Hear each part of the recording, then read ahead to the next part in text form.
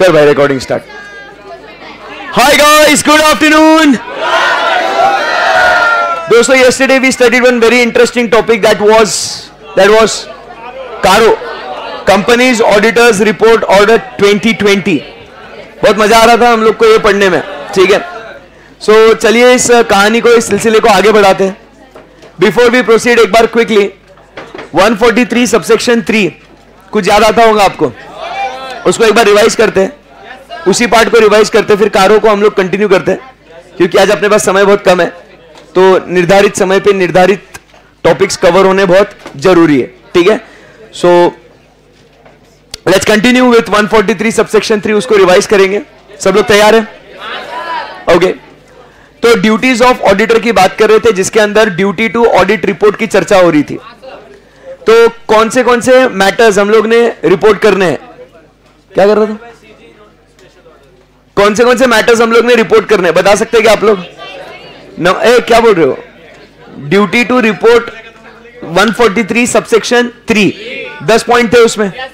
बिना बुक में देख के बोलेंगे आप लोग. Yes sir. फर्स्ट पॉइंट क्या था? Information and explanation.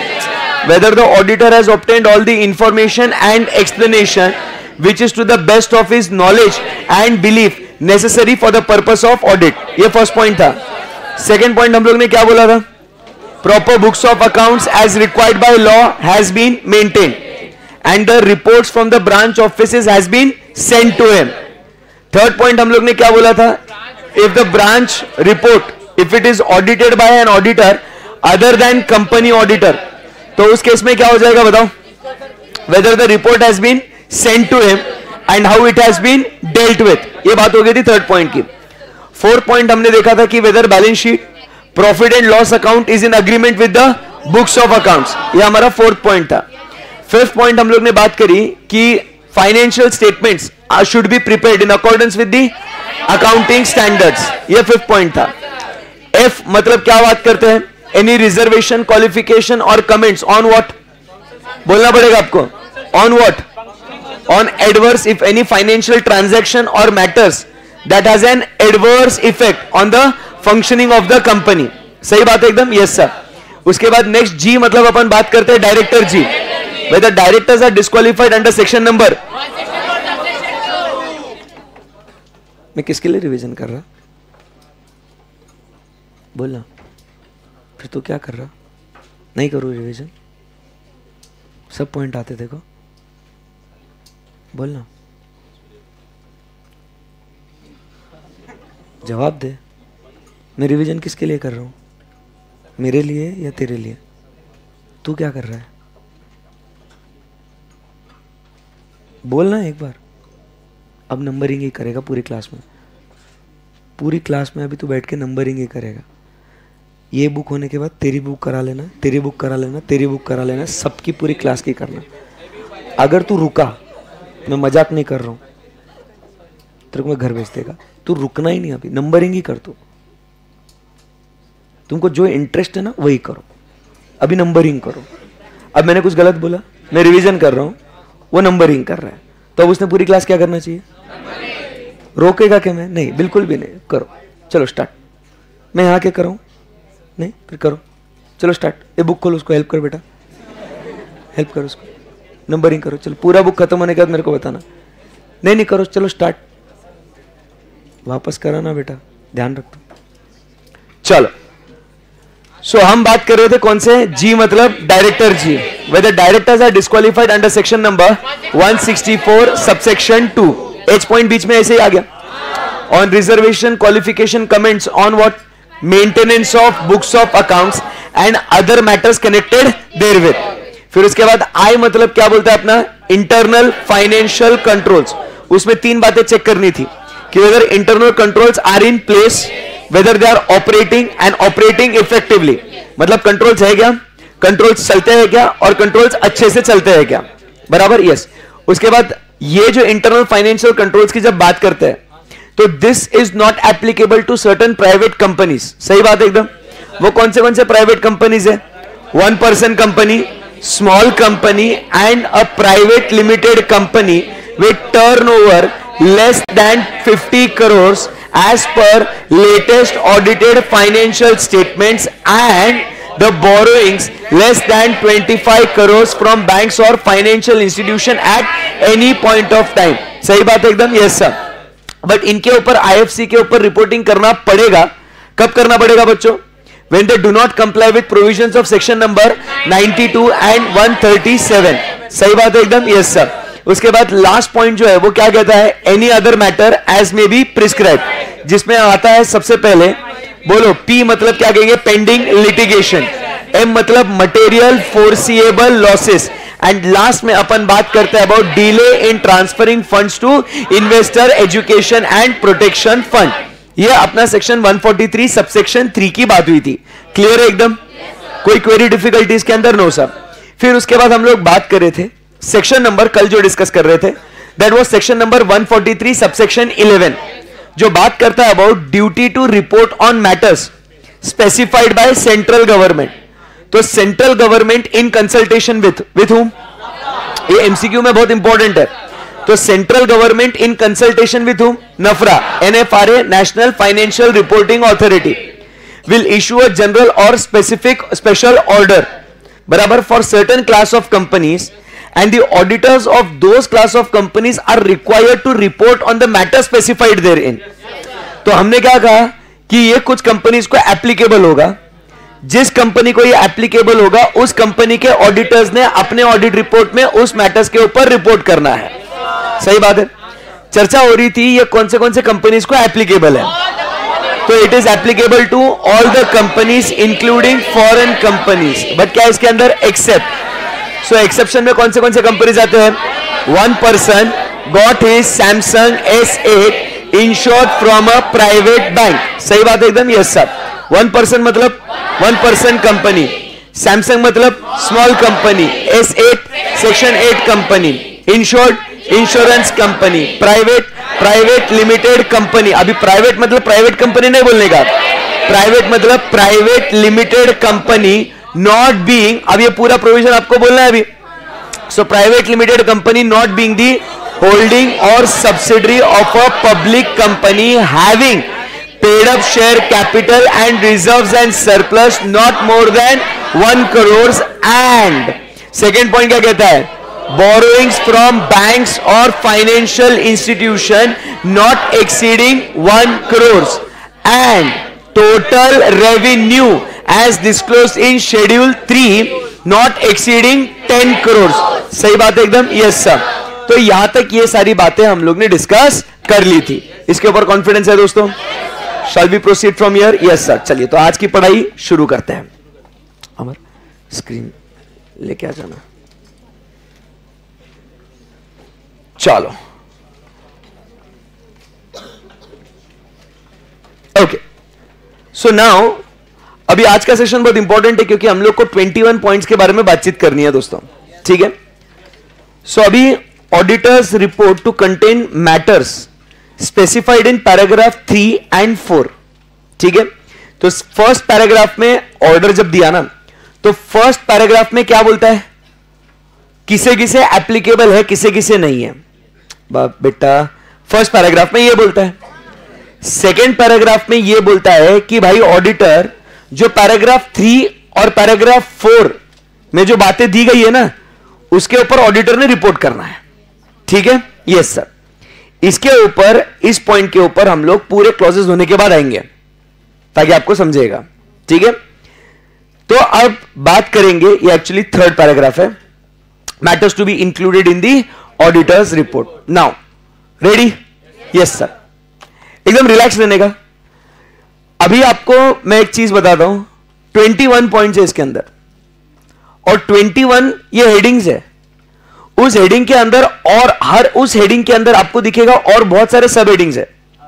मतलब सिंपल फर्स्ट पॉइंट अगर आपको दिख रहा है property plant and equipment intangible assets, सिर्फ अपने को वो एक हेडिंग याद नहीं करना है ना, सिर्फ एक हेडिंग समझना नहीं है.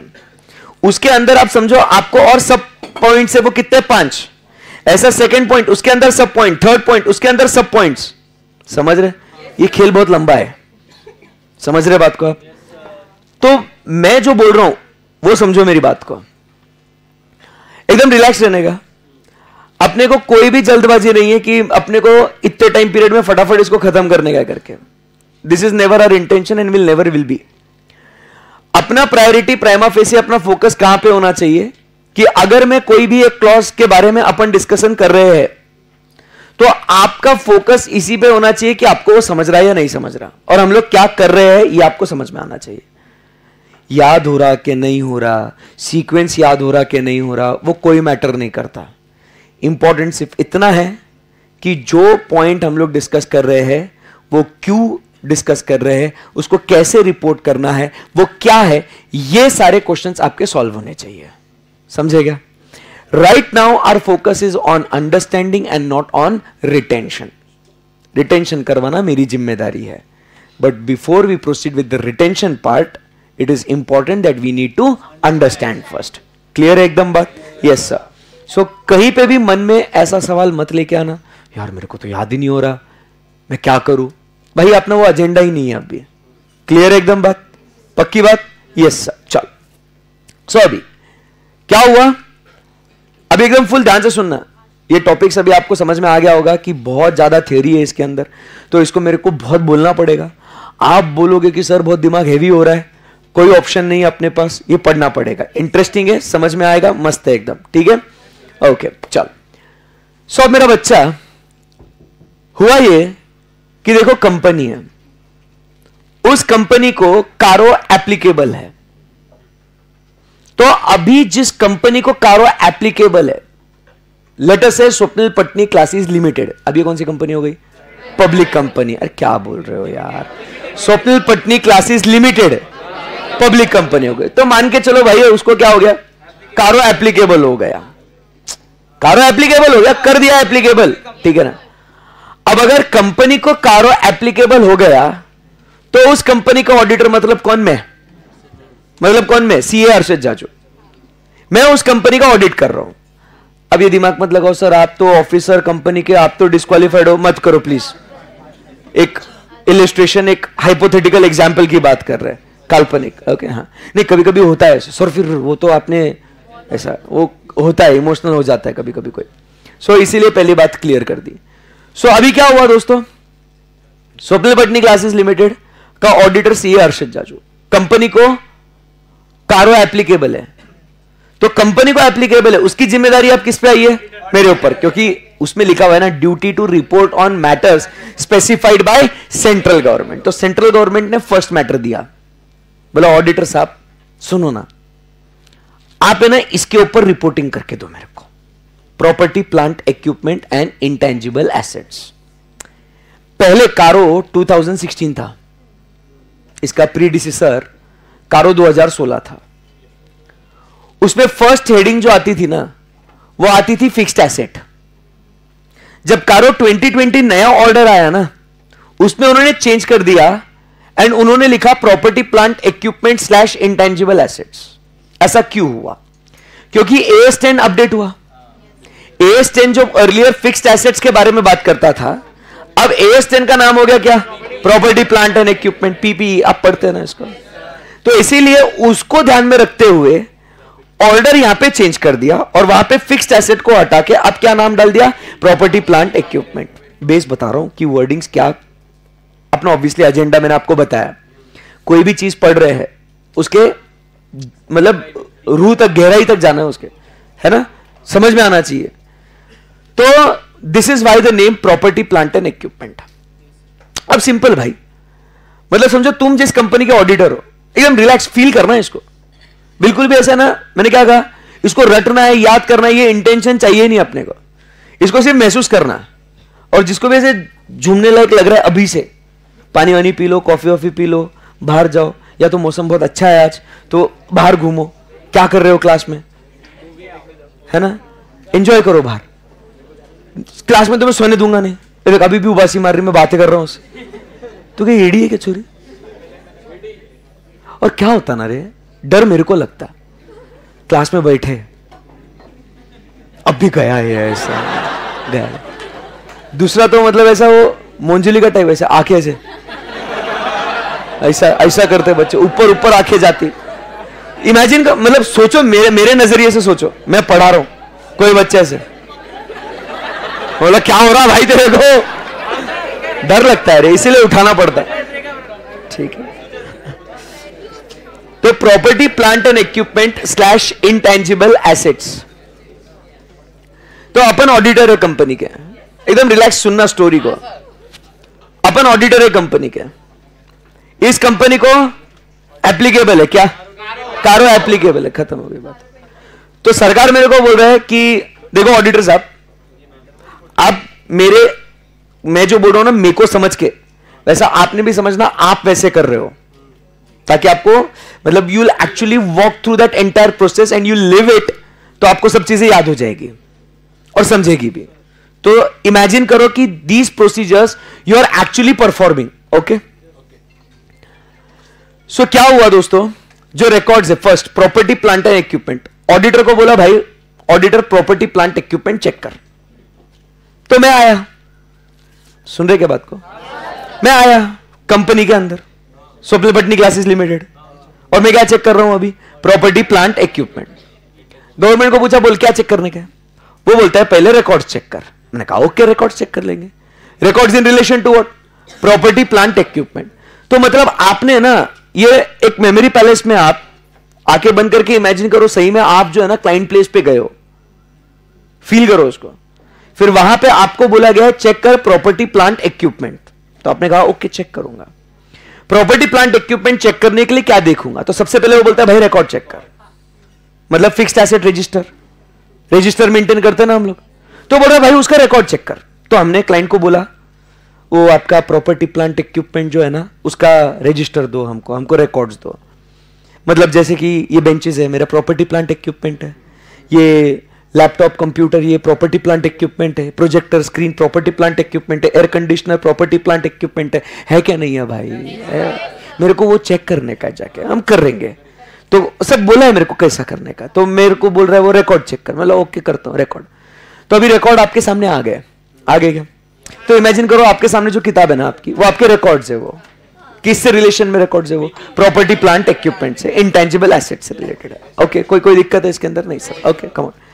सो अब क्या हुआ, फर्स्ट अपने को सिंपली क्या करना है, whether company is maintaining records showing full particulars including the quantitative details, the situation मतलब location of the property plant and equipment. बताओ कोई दिक्कत है क्या इसके अंदर? मतलब जो रिकॉर्ड है ना मेरे सामने, मतलब ये जो मेरे सामने है प्रॉपर्टी प्लांट इक्विपमेंट का, ये रिकॉर्ड है मेरे सामने, ये this is property plant equipment का। मेरे को क्या देखने का है, ये रिकॉर्ड है ना कंप्लीट है क्या, ये कंप्लीट है क्या? इसके अंदर क्या दो चीजें बहुत इंपॉर्टेंट है, वो क्या दो चीजें होनी चाहिए, क्वांटिटी एंड उसका सिचुएशन मतलब लोकेशन। मतलब भाई okay classroom number 1 100 benches, location भी आ गया क्वांटिटी भी आ गया। क्लासरूम नंबर 2 50 बेंचेस, क्वांटिटी भी आ गया लोकेशन भी आ गया। तुम समझ रहे क्या मेरी बात को? तो जो रिकॉर्ड्स आपके पास है ना प्रॉपर्टी प्लांट इक्विपमेंट के, मेरे को जाके देखने का है, सिंपली क्या करना है, it is showing full particulars of quantitative details and the situation of the property plant equipment. जमी क्या बात? जमी क्या बात? सच्ची सच्ची बोलो। यस सर, बहुत इजी है। तो फर्स्ट पॉइंट सिंपल है एकदम। उसके बाद साथ ही साथ ये हो गया किससे रिलेटेड, ये हो गया कौन सा, अपना टेंजिबल एसेट से। वही जाके दूसरा अभी क्या बोलता है, whether company is maintaining simply what proper records showing full particulars of what intangible assets. अभी ये किसके बारे में था, ये प्रॉपर्टी प्लांट इक्विपमेंट के बारे में था ना। ये इंटेंजिबल एसेट है, तो इसका क्वांटिटी और सिचुएशन कैसा बोल सकते हैं? अब समझो इंटेंजिबल एसेट मतलब कंपनी का जो पेटेंट होगा, ट्रेडमार्क होगा, कॉपीराइट होगा, रजिस्टर किया होगा ना, तो उसका बकायदा मेरे को रिकॉर्ड मेंटेन करना पड़ेगा कि जो अथॉरिटी के साथ रजिस्टर किया मैंने, वो उसका कब से स्टार्ट डेट एंड डेट, उसका वैलिडिटी होता है। अरे मैं जो पेटेंट ट्रेडमार्क लेता ना, कॉपीराइट लेता ना, उसका कभी आपने देखा होगा कॉपीराइट 2001 to 2010, ऐसा आपने बहुत सी बार देखा होगा कहीं कहीं। तो वो उतने पीरियड तक वो कॉपीराइट ट्रेडमार्क वो रजिस्टर्ड रहेगा वो, तो उसका पूरा डिटेल अपने रिकॉर्ड में होना चाहिए। तुम समझ रहे क्या बात को? वेरी सिंपल, फर्स्ट पॉइंट खत्म हो गया रिकॉर्ड का। समझे क्या बात को? कोई डिफिकल्टी है इसमें? मैं क्या बोल रहा हूं, इसको फील करना है बस एकदम आराम से।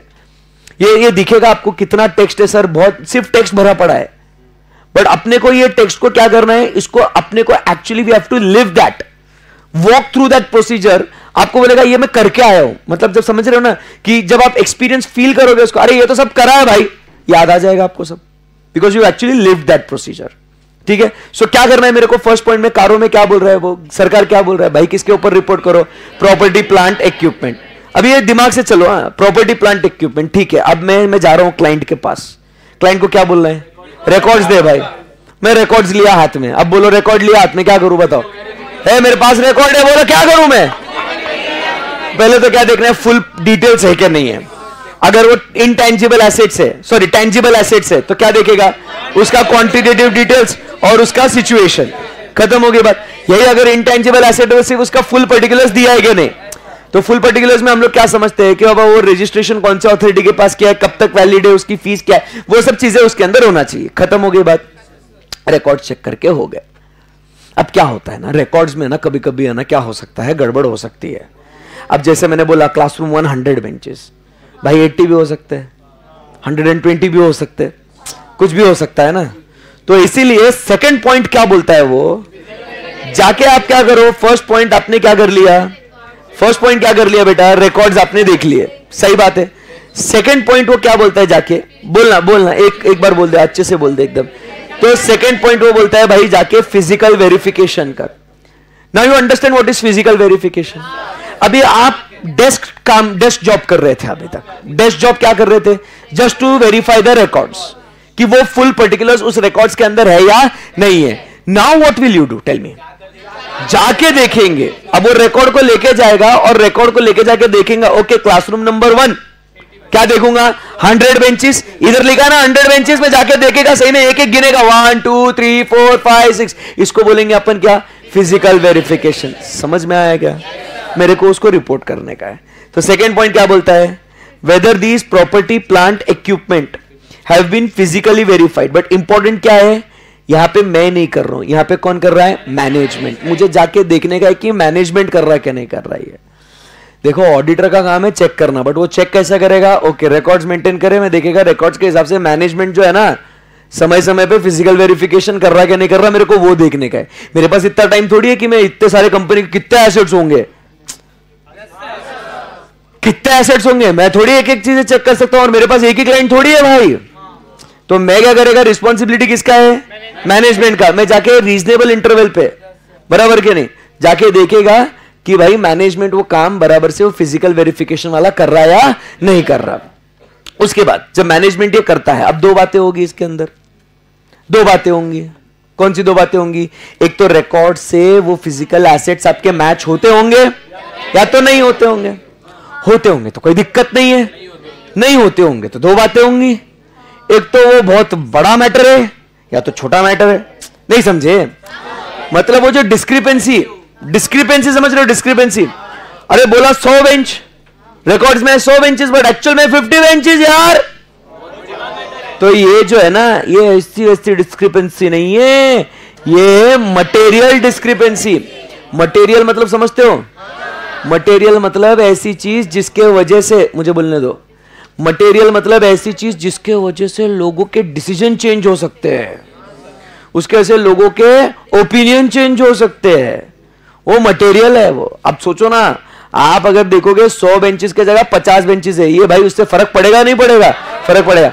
अरे 100 के जगह 99 हो गए तो ठीक है यार, वो चल जाता है, समझे बात को। बट 100 का 50, it's a discrepancy, but it is a material discrepancy. तो आप समझो क्या हुआ, ऑडिटर को जो है रिकॉर्ड चेक कर लिया। अब दूसरा क्या करना है, physical verification. But physical verification में उसे क्या देखना है, मैनेजमेंट। अरे सुनो मेरी बात को, मैनेजमेंट जो है ना, उसने क्या करना चाहिए, क्या करना चाहिए, उसने रीजनेबल इंटरवल पे फिजिकल वेरिफिकेशन करना चाहिए। इसमें दो बातें होगी, एग्जाम में नहीं लिखेंगे बट अपन बात कर रहे हैं, इसमें दो बातें होंगी। कौन सी दो बातें होंगी, एक तो सही होगा या तो गलत होगा। सही होगा तो कोई बात नहीं, गलत होगा तो दो बातें होगी, एक तो वो मटेरियल होगा या तो इमटेरियल होगा। इमटेरियल तो अपने को फर्क नहीं पड़ता, मटेरियल होगा तो फिर आगे बढ़ेंगे, समझा। तो इसीलिए if any material discrepancy were noticed on such verification and if so the same has been properly dealt with in books of accounts। तो books of accounts में उसके हिसाब से necessary जो changes करने चाहिए थे वो changes आपने करे या नहीं करे। बात समझ में आ गई आपको, यस सर। तो ये हो गया अपना कौन सा, सेकेंड पॉइंट, क्लियर। आप एकदम रिलैक्स रहो। देखो फर्स्ट पॉइंट अपना मेन हेडिंग क्या था? मेन हेडिंग क्या था? Property plant and equipment slash intangible asset. पहली बात क्या देखनी है अपने को? रिकॉर्ड्स। दूसरा पॉइंट क्या देखने का है? Physical verification. देखो इजी लग रहा है कि नहीं लग रहा है? कितना ही टेक्स्ट होने तो कोई फर्क नहीं पड़ता, once you understand it's easy. तो अब रिकॉर्ड्स में क्या देखने का है बता मेरा बच्चा?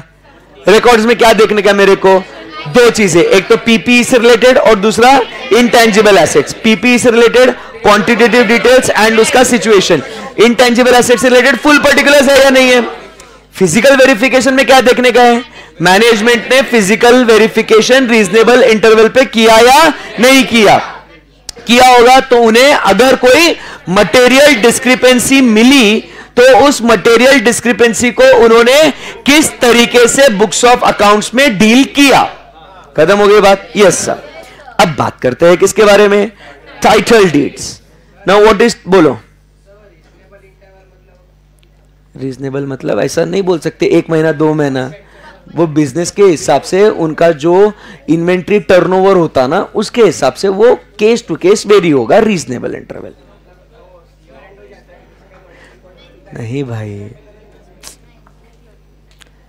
रीजनेबल इंटरवल मतलब रीजनेबल इंटरवल, जो समय आपको योग्य लगता है उस समय पे आपने वेरिफिकेशन करना चाहिए। जैसे फॉर एग्जांपल मेरे बिजनेस में मैं इन्वेंट्री वेरिफिकेशन कब करता हूं? मेरी नई बैच शुरू होने के पहले कि उतने बुक्स अवेलेबल है या नहीं है, या तो मैं की कट ऑफ डेट्स पे करूंगा, एवरी क्वार्टर एंड पे करूंगा मैं।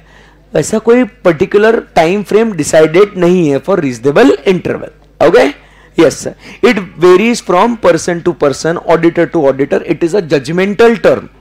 It is a judgmental term. It will vary from person to person, their own judgements के हिसाब से। ओके ओके, हाँ जी।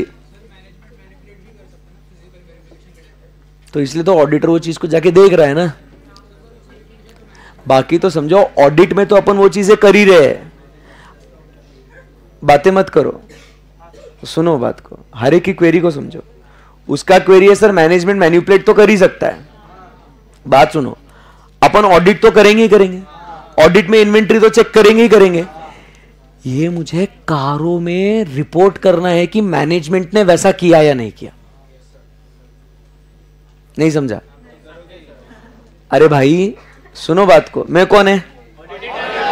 ऑडिटर हूं मैं तो इन्वेंट्री चेक करेगा ही करेगा, मुझे उसमें कोई दिक्कत नहीं है। मेरा ऑडिटर आके मेरे बुक्स कितने हैं वो चेक करेगा ही करेगा, उसमें कोई दिक्कत नहीं है। मैं यहां पे क्या कर रहा हूं वो समझो। मेरे को केंद्रीय सरकार ने आदेश दिया है कि हर्षद सर वो कंपनी में जाके देखो मैनेजमेंट रीजनेबल इंटरवल्स पे फिजिकल वेरिफिकेशन कर रहा है या नहीं कर रहा। समझे बात को? तो मैं बस वो जाके देखेगा मैनेजमेंट कर रहा है या नहीं कर रहा। मेरी बात सुनना। अभी मैं आके एक सिंपल एग्जांपल देता हूं, सबको एग्जांपल देता हूं। बहुत बढ़िया क्लास में एक चीज चालू है उसके बेसिस पे बोलता हूं। मैं अगर मान लो जैसे एसपीसी का ऑडिटर, लाइव स्ट्रीमिंग वाले ध्यान देना, एसपीसी का ऑडिटर है ना, मैं चेक तो करेगा ना करेगा कि बाबा सारा सेल रिकॉर्ड हुआ, जितना भी एडमिशन हुआ वो बुक में रिकॉर्ड हुआ कि नहीं हुआ, वो तो चेक करेगा ना, करेगा ना। सेंट्रल गवर्नमेंट मेरे को ये बोल रहा है कि क्या मैनेजमेंट इसका वेरिफिकेशन रीजनेबल इंटरवल पे करता है कि नहीं करता। तो अभी मैं क्लास में आया ना, मैं देख रहा हूं, देखो मैनेजमेंट क्या कर रहा है, अरे देखना कर रहा है ना, रीजनेबल वेरिफिकेशन चालू, रीजनेबल इंटरवल पे वेरिफिकेशन चालू है। मेरे को बस ये देख के रिपोर्ट करने का है कि ऐसा काम होता क्या नहीं होता। समझा क्या नहीं समझा? मतलब अपना ऑडिट तो अपन करेंगे वो बात अलग है, बराबर। मेरे को बस ये देखना है कि मैनेजमेंट के ऊपर जो जिम्मेदारी थी ना कि इन्वेंट्री को, अपना फिक्स्ड एसेट को समय समय पे वो लोग वेरीफाई कर रहे हैं या नहीं कर रहे, तो ये लोग ने करना चाहिए ना ऐसा। बस मैं आके वो देखेगा। अब इसको डिस्क्रिपेंसी मिला, देखो उसको, देखो डिस्क्रिपेंसी मिला। बता रहे कौन सी रिसीट तेरे हाथ में, हाथ ऊपर करो, वो बता एक्सचेंज रिसीट बच्चों को। अमर तू देख, उसको डिस्क्रिपेंसी मिला कुछ, तो now he will go and now we will check how it has been dealt with. वो मेरे को बस रिपोर्ट करना है अपने ऑडिट रिपोर्ट में। ये मेरे को कौन बोला? सेंट्रल गवर्नमेंट, कि हर्षद सर ऐसा करो। समझा क्या? हाँ सम्यक, यही डाउट था। हाँ सेम, ओके क्लियर एकदम। इसलिए कहा इसको एक्सपीरियंस करो इसको। So what am I doing is, मैं अपना ऑडिट वगैरह वो सब हो चुका है, ये ऑडिट होने के बाद रिपोर्ट की बातें हो रही है। समझ रहा क्या? तो मेरे को बस जाके देखने का कि पहला रिकॉर्ड है क्या, हाँ है, रिपोर्ट कर दिया है। नंबर 2, मैनेजमेंट रीजनेबल इंटरवल पे फिजिकल वेरिफिकेशन करता क्या, बस जाके देखेगा कि कर रहा है कि मैनेजमेंट, कर रहा है कि मैनेजमेंट, कर रहा है तो मैं रिपोर्ट करेगा, कर रहा है, नहीं कर रहा तो बोलेगा नहीं कर रहा है। अगर उनको डिस्क्रिपेंसी मिला तो उन्होंने उसको कैसे डील किया वो भी रिपोर्ट कर देगा, खत्म। समझे बात को? Yes sir. अपने को बस रिपोर्ट करना है, सेंट्रल गवर्नमेंट ने बोला ऐसा हो रहा है क्या, वैसा हो रहा है क्या, चेक करके रिपोर्ट करने का, बस, और कुछ भी काम नहीं है। डन है। Third point, title deeds. समझते हो title deeds? What is title deeds? Title deeds are the thing, documents that proves the ownership of a particular asset. उसको बोलते हैं अपन क्या? Title deeds. आई बात समझ में आपको? Yes sir. So the title deeds of all the immovable properties, ध्यान से सुनिएगा, इन्वॉल्व रहिएगा। अब हम बात कर रहे हैं इमूवेबल प्रॉपर्टीज की। Other than the properties where the company is a lessee and the lease agreement is duly executed in the favour of lessee. कुछ पल्ले पड़ा है? नहीं, लीज पे लेते ना कभी कभी प्रॉपर्टीज, जैसे this classroom have taken on lease, so it is not my asset, it is a leased property. तो ऑब्वियसली इसका टाइटल डीड थोड़ी होगा मेरे नाम पे, ये मेरे ओनरशिप की थोड़ी है। सो क्या लिखा है, वापस एक बार पढ़ो। The title deeds of all the immovable properties other than the properties which are on lease and the lease agreement is duly executed in favor of the lessee. Lessee means SPC, lessor मतलब जिसका classroom है वो। अरे समझा नहीं समझा? Yes sir. सो क्या करना है अपने को इसमें? So disclose in the financial statements are in the name of the company.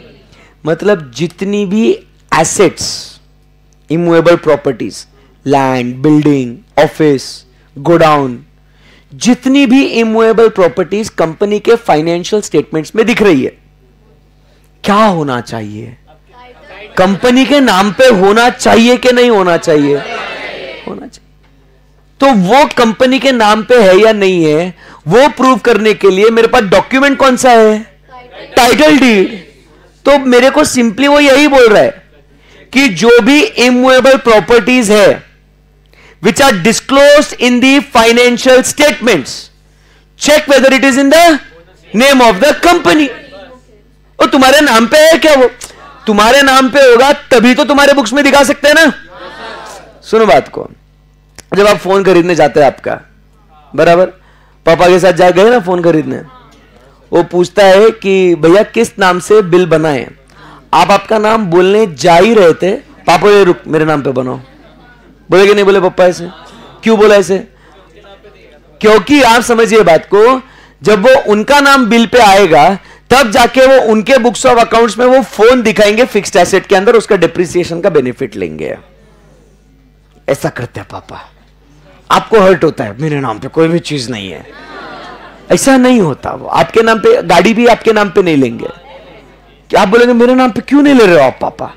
अरे भाई तो समझ, उनको उनके बुक्स ऑफ अकाउंट्स में दिखाने का है। जब तक पापा का नाम नहीं होगा तब तक वो उनके बुक्स में नहीं दिखा सकते। तुम समझे क्या बात को? इसीलिए से गुस्सा नहीं करते। समझा बात? क्लियर है एकदम? ओके। सो सिंपल सी बात है भाई, जब अपन रिकॉर्ड्स देख रहे हैं तो हमने क्या देखा? पूरे पर्टिकुलर्स है क्या नहीं है। फिजिकल वेरिफिकेशन मैनेजमेंट सही समय पे कर रहा है या नहीं कर रहा।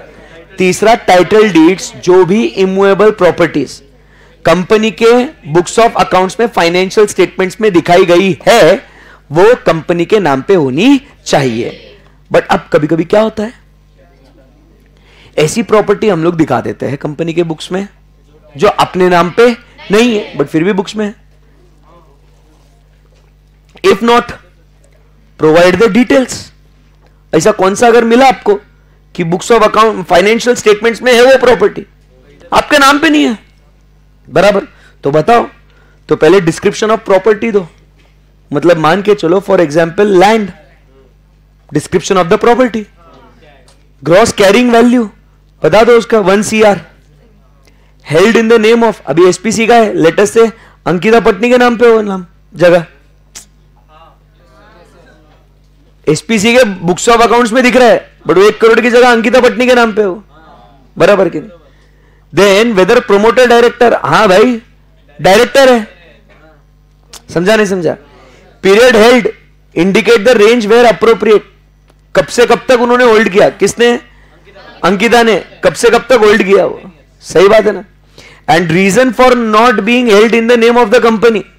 भाई अभी हम लोग ट्रांसफर कर रहे थे, अग्रीमेंट चालू है, अभी तक मतलब हमारा अरेंजमेंट हो चुका है कि भाई वो हमको खरीदना है, ट्रांसफर करना है कंपनी के नाम पे, अभी तक वो ट्रांसफर हुआ नहीं है, तो वो उसके रीजंस बताओ कि आखिर क्यों। Also indicate if dispute is there. आई बात समझ में। स्वप्निल सर अंकिता का झगड़ा हो गया मान लो, बराबर, मान लो भाई कि तुम ऐसे सुखी जीवन में ऐसा कुछ, एग्जाम्पल की बात कर रहे, तुम लोग अलग लेवल पे चले जाओगे। सारी बातें इस क्लास में काल्पनिक है, वास्तविक में इसका कोई संबंध नहीं है। हाँ जी, ओके, क्लियर है क्या एकदम? Yes sir. तो क्या क्या हुआ भाई, अब इससे समझो। एग्जाम्पल जो लिखा, लैंड 1 करोड़ का, अंकिता का वो डायरेक्टर है, इतने समय तक उसने होल्ड किया, और क्यों उसके नाम पे है, कंपनी के नाम पे अभी तक क्यों नहीं है, उसके रीजंस। सही बात है। मतलब ऐसा हो गया, झगड़ा न को जान दो, अंकिता बोल रही मेरे को उस लैंड के 1.5 करोड़ चाहिए, सॉरी 1 करोड़ चाहिए। स्वप्निल सर बोल रहे हम तो 80 लाख में ही खरीदेंगे इसको, तो वो थोड़ा, बट आने वाली तो जगह घर में ही है, मतलब एसपीसी के अंदर ही आएगी। क्या रीजन है क्या नहीं है वो सब आपने उसको बताना है, समझे क्या बात को? Yes sir.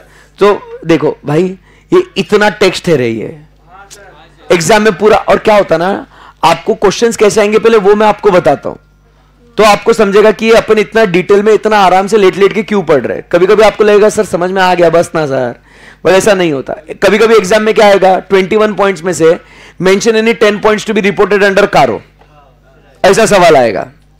या तो कभी कभी क्या आएगा, आपको केस स्टडी आएगा, उसके अंदर बताएंगे कि कारो एप्लीकेबल है, और फिर उसमें कंपनी का प्रॉपर्टी प्लांट इक्विपमेंट है ऐसा भी आएगा, और उसमें बोलेंगे उसमें क्या क्या रिपोर्ट करना है वो बताओ। तो आपको ये पूरे 500 पॉइंट रिपोर्ट करना है, मतलब 21 पॉइंट्स नहीं, उसमें से सिर्फ 1 पॉइंट उसके ऊपर विस्तार में आपको लिखना है। तो हर एक चीज आपको पता होनी चाहिए कि क्या लिखना है आपको, समझे बात को? Yes sir. तो मुझे बता सकते हैं क्या, मुझे बता सकते हैं क्या कि 3 पॉइंट कौन से हो गए अपने? रिकॉर्ड्स हो गए। अब मेरे को बस इतना बता दो, रिकॉर्ड से अगर आपके दिमाग में अभी क्लिक होता है रिकॉर्ड्स, तो आपको पता है अंदर क्या लिखने का, यही चाहिए अपने को। मैंने क्या बोला, एक बार पढ़ो, मेरे साथ सिर्फ एक बार पढ़ो, it will be there with you, ये पक्का प्रॉमिस है, ठीक है ना। सो पहला पॉइंट क्या कहता है, रिकॉर्ड्स। सेकंड पॉइंट क्या कहता है, फिजिकल वेरिफिकेशन। अब ये फिजिकल वेरिफिकेशन कौन करने वाला है, मैनेजमेंट। मटेरियल डिस्क्रिपेंसी मिला तो how it has been dealt with. तीसरा पॉइंट क्या कहता है, टाइटल डीड्स, जो भी अपने बुक्स ऑफ अकाउंट्स में दिख रहे हैं एसेट्स, कौन से, इमूवेबल, वो किसके नाम पे होने चाहिए, कंपनी के। बट अगर नहीं है तो क्या डिटेल्स, अब मेरे को बताओ क्या डिटेल्स देने के, बता दो, इतना मैं मान जाता हूं आपको। सबसे पहले डिस्क्रिप्शन ऑफ द प्रॉपर्टी। अब आपको ऊपर का हेडिंग ध्यान में नहीं है, बट नीचे जो सर ने ब्लू में लिखा वो याद है, ये बहुत इंपॉर्टेंट है, आप समझेगा बात को, इसीलिए I write each and everything what I say. तो अभी फर्स्ट पॉइंट क्या है, description of the property. Second point उसका gross carrying value, whether held in the name of, whether is a promoter, employ और डायरेक्टर, पीरियड हेल्ड, बराबर। And last में reasons for not in the name of company. क्या चाहिए और यार, समझे क्या बात को? Yes sir. आगे बढ़ते हैं, नेक्स्ट रिवैल्यूएशन। हम लोग कंपनी के एसेट्स को रिवैल्यूएट भी करते हैं ना दोस्तों, अपवर्ड रिवैल्यूएशन, डाउनवर्ड। अगर मार्केट वैल्यू चेंज हो जाती है तो हम लोग कंपनी के एसेट्स को रिवैल्यूएट भी करते हैं, उसमें कोई दिक्कत है क्या? नहीं सर, सिंपल सी बात है, देखो आराम से समझो। Whether company has revalued its property, plant and equipment, including the right to use an asset or intangible asset or both during the year। मतलब आपने पीपीई को रिवैल्यू किया हो, या आपके intangible asset, sorry intangible assets को revalue किया हो, या दोनों किया हो। अगर किया हो, समझेगा बात को, अगर रिवैल्यूएट किया हो, if so whether the revaluation is based on valuation by registered valuer. तुमने तुम्हारे मर्जी से नहीं करना, उसके लिए बकायदा रजिस्टर्ड वैल्यूअर से आपने कराना चाहिए, तो उसके हिसाब से कराया क्या। हमको क्या करना है, कुछ नहीं करना। सेंट्रल गवर्नमेंट ने बोला भाई वो रिवैल्यूएशन किया है, मैं बोल रहा हूं हाँ किया है, सेंट्रल गवर्नमेंट बोलता रजिस्टर्ड वैल्यूअर से किया, रुक भाई देख के आता रिपोर्ट करता, रुकना, समझा गया? तो रजिस्टर्ड वैल्यूअर से किया या नहीं किया, समझे बात को? आगे बढ़ते। अगर रजिस्टर्ड वैल्यूअर से किया है, फिर दूसरा पॉइंट क्या बताओ, अमाउंट ऑफ चेंज बता, कितना अमाउंट का चेंज किया। मतलब आपकी वैल्यू अगर पहले एसेट की 10 लाख थी, अब वो 10 लाख से 15 लाख कर दी, तो 5 लाख का चेंज है ना, वो अमाउंट ऑफ चेंज बता। But specify the amount of change. यहां पे क्या लिखा है? इफ द चेंज इज 10% और more in the relax in the aggregate of net carrying value of each class of property, plant and equipment और intangible asset. Class की बात कर रहे हैं। बोलो नहीं समझा? नहीं समझा? मैं समझाता हूं। देखो, सबसे पहले आपको देखो चेक पॉइंट्स क्या है।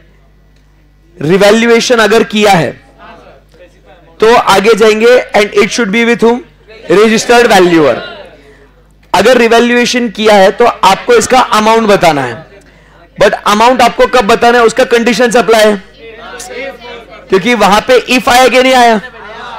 अमाउंट के लिए इफ सो बराबर वो क्या बोलता है? रिवैल्यूएशन अमाउंट इज 10% और मोर। तुम समझेगा बात को? But of what? Each class of asset. Of what? Each class of asset. Class of asset मतलब आप समझिए बात को, मुझे टोटल एसेट नहीं देखना है, टोटल फिक्स एसेट नहीं देखना मेरे को टोटल फिक्स एसेट नहीं देखना। अब देखो एसेट्स में अलग अलग कैटेगरी क्लास ऑफ एसेट होगा ना मेरे पास। लैंड, बिल्डिंग, फिर उसके व्हीकल्स, बराबर के नहीं, मशीन्स, अलग अलग ऐसे एसेट होंगे ना। अब उसके अंदर अगर मान लो मेरे पास टोटल, मेरे पास दो तीन जगह है, मेरे पास दो तीन जगह है मेरे पास, समझ रहे ना बात को? मेरे पास 2-3 प्रॉपर्टीज है, 2-3 लैंड है मेरे पास, उन सबका वैल्यूएशन मिला के 2 CR होता मान लो, ठीक है ना। अब ये टोटल हो गया ना। अब इसमें का कोई एक एरिया होगा, मान लो कहीं पे कोई गवर्नमेंट ने नया स्कीम अनाउंस किया, बराबर, या गवर्नमेंट का नया प्रोजेक्ट आ रहा। मान लो मेरा अयोध्या में मेरी जमीन थी मान लो, अब फिर है ना वहां पे राम मंदिर बनेगा अभी। अरे बोलो बनेगा नहीं बनेगा? अब वहां पे अगर राम मंदिर बनेगा तो अब वहां पे टूरिज्म बूस्ट होगा कि नहीं होगा? टूरिज्म बूस्ट होगा। और जब वो जजमेंट आया ना मालिक, जिस दिन वो जजमेंट आया वहां के प्रॉपर्टी के रेट्स डबल ट्रिपल हो गए इंस्टेंटली। क्यों? क्योंकि अब टूरिज्म बढ़ेगा वहां पे, बराबर है कि नहीं? वहां पे अब रिसोर्ट्स खुलेंगे, होटल खुलेंगे, लोग आएंगे, समझ रहे बात को? तो प्रॉपर्टी का वैल्यू बढ़ गया ना। अब मान लो मेरी वहां जगह है अयोध्या में, अब मेरे प्रॉपर्टी का वैल्यूएशन अभी बढ़ गया, रिवैल्यू करूंगा ना, रजिस्टर्ड वैल्यूअर से करूंगा ना। अब वो एक पर्टिकुलर जो मैंने 50 लाख में जगह खरीदी थी, अब वो हो गई 1 करोड़ की। तो अब मेरा टोटल लैंड का जो पोर्टफोलियो है वो दिखेगा कितना? 2.5 करोड़, बराबर के नहीं? तो अमाउंट ऑफ चेंज कितना हो गया यहां पे? 50 लाख का। ये बताओ क्या? ये बताओ क्या? कब बताऊंगा? If the percentage change is 10% और मोर। तो अभी मेरा पोर्टफोलियो का, लैंड के पोर्टफोलियो का वैल्यू कितना हो गया? 2.5। पहले कितना था? 2। तो चेंज कितना हुआ? 50 lakh divided by 200 lakh into 100 कितना हुआ बताओ? 25% का चेंज तो बताएगा, क्योंकि इट इज 10% और मोर। समझा बात? ऐसा तब दिखाने का अमाउंट। क्लियर है क्या? एकदम इजी है भाई, समझा गया? तो ये हो गया कि ऐसे देखने को कितना डेंजर लगता हो, है ना? एकदम सही है। सो डी पॉइंट किसकी बात कर रहे हैं अपन? रिवैल्यूएशन की। सही बात एकदम। बेटा मैं उठाओगे, मैं एक बात बता दो, जो लोग सो रहे हैं उनको उठाते रहूं मैं कि ऐसा मत उठाओ सर, सोने दो उनको आराम से। नहीं मेरे को कैसा नहीं, मेरे को अच्छा नहीं लगता कि ये बहुत इंपॉर्टेंट है, आपका करियर का नुकसान हो जाएगा। तो मेरे को बोलो ऐसा, एक बार मेरे को बोल दो सर हमको नींद आ रही तो प्लीज उठा देना सर। अगर ऐसा लग रहा है कि सर नो को उठाओ, तुम तुम्हारा करो, हम हमारा एकदम मस्त है। सॉरी क्या करूं बता? तू सबके लिए, तू सबका लीडर है अभी, सो तो उठाऊं क्या? बोलो ना उठाऊं, बट ऐसा नहीं बोलोगे कि नहीं हम नहीं सोएंगे करके। चलो ठीक है, कोई बात नहीं। चलिए ये बात समझ में आ गई आपको। सो 4 पॉइंट हो गए बच्चों। कौन से 4 पॉइंट हो गए? मेरे पास ध्यान देना, मैं अभी तक सिर्फ फर्स्ट पॉइंट पे हूं, आप समझ रहे ना मेरी बात को? हाँ, फर्स्ट पॉइंट अपन बात कर रहे हैं किसकी? Records. Second physical verification. Third title deeds. Fourth revaluation. अब लास्ट पॉइंट है, बात करते हैं बेनामी प्रॉपर्टी। ध्यान देना, सुनना, समझना भाई, कॉन्सेप्ट बहुत इंपॉर्टेंट चल रही है। ये कारो जो है ना, समझो ये कारो आपके लिए बहुत इंपॉर्टेंट है एग्जाम पॉइंट ऑफ व्यू से। इंटर्नशिप के लिए जब इंटरव्यूज में जाओगे ना, 80% ऑफ द टाइम कारो के ऊपर क्वेश्चन पूछते हैं। बिग 4 में अगर 80% ऑफ द टाइम अगर आप इंटरव्यू के लिए जाओगे ना, 80% ऑफ द टाइम कारो के ऊपर सवाल पूछते हैं। बराबर। उसके बाद आप ऑडिट करोगे तो आपको ऑडिट में रिपोर्टिंग चेकलिस्ट बनता है आपका बकायदा कि ये आपको चेक करना है। फाइनल में भी सेम टू सेम चीजें है ये, तो ये आपके लिए बहुत इंपॉर्टेंट है। तो बाकी आप इसका भी ग्रेविटी अभी नहीं समझोगे, शायद आपको ऐसा लगता होगा सर का काम है झूठ बोलना, बोलते होंगे, बट मैं झूठ बोलने का मेरा काम क्यों होगा? तो बाकी आपकी मर्जी है ना। सो बेटा बात कर रहे हैं अभी बेनामी प्रॉपर्टी। समझते हो बेनामी? मैं समझाता हूं बेनामी प्रॉपर्टी क्या होता है। अब क्या हुआ ना, समझो मेरे पास बहुत पैसा आ रहा है, समझो बात को, मेरे पास बहुत पैसा आ रहा है, इतना पैसा आ रहा है कि मतलब पूछो मत। सो अब क्या होता है, बहुत पैसा आ रहा है, मैं मेरे अकाउंट में अगर जमा करूं तो क्या हो जाएगा, बहुत टैक्स भरना पड़ेगा, 30% टैक्स भरना पड़ेगा, उसके ऊपर आपको सेस भरना पड़ेगा, फिर सरचार्ज भरना पड़ेगा। भाई बहुत मतलब दर्द होगा यार। ऐसा वो मार्जिनल रेट कितना आता, फिर नेट इफेक्टिव रेट कितना आता, 35-40% जाता कैसे, 42% नेट 42% टैक्स। मतलब समझो if I earn 1 lakh rupees, 42,000 rupees I am paying it to government in the form of tax, बराबर के नहीं? तो थोड़ा हर्ट होगा ना यार, मतलब कैसे कर रहे हैं यार, मतलब मैं इतना मेहनत कर रहा, मैं गला फाड़ रहा, तुम समझो बात को, मैं अपने पाँव दुखा के खड़े रह के मैं पढ़ा रहा नॉन स्टॉप, गवर्नमेंट ने क्या किया, कुछ भी नहीं, बोले अरशद मस्त काम किया तूने, ला 42,000 रुपीज दे मेरे को। भाई क्या हुआ, क्या कर रहा है? तो हर्ट होएगा इधर। तो अभी करते क्या है अपन, आप समझो बात को, फिर डाइवर्सिफिकेशन चलता, फिर क्या हो गया, मेरे पास कुछ पैसा है ना, फिर मैं अमर के अकाउंट में जमा करेगा, बराबर। एक 30-40 लाख रुपए अमर के अकाउंट में जमा करे, 20-25 लाख रुपए सूरज के अकाउंट में जमा कर दिए। मतलब जितने भी, तुम समझो बात को, तुम मेरे पास ध्यान दो, मेरे को इज्जत दो, कॉन्सेप्ट पे फोकस करो। तुम लोग बहुत जल्दी बहक जाते हो यार, तुम रिलैक्स रहो, समझो। तो हुआ क्या, मेरे को बोलने दो, सही में नहीं होता ऐसा। एसपीसी का 100% जो पैसा आता ना व्हाइट में है, तुम समझ बात को, 1 रुपया ना कैश में नहीं है, 100% जो इनकम आता है उस पर बराबर से इज्जत में टैक्स भरता मैं। हाँ सब ऑनलाइन है, तो मैं खुल के बोल सकता है ये चीजें कि ये गलत एग्जांपल दे रहा हूं मैं ये, ठीक है ना। तो ध्यान देना, बस समझो लोग कैसे कर रहे हैं उसको, इमोशनल मत हो। तो मैं क्या बोल रहा हूं, तुम समझो बात को। 20-25 लाख रुपए अमर के अकाउंट में डाल दिए, 20-25 लाख सूरज के अकाउंट में डाल दिए, 30-35 लाख मेरे ड्राइवर के अकाउंट में डाल दिए, क्योंकि मेरे को क्या करना पड़ा, टैक्स बचाना है ना मेरे को, क्योंकि मेरा इंडिविजुअल लिमिट सीलिंग कुछ एक रिस्ट्रिक्ट, अभी टैक्स पड़े तो समझते हो ना ये बात को। तो ये सब हो गई। अब क्या हुआ मालूम है क्या यार, मेरे को है ना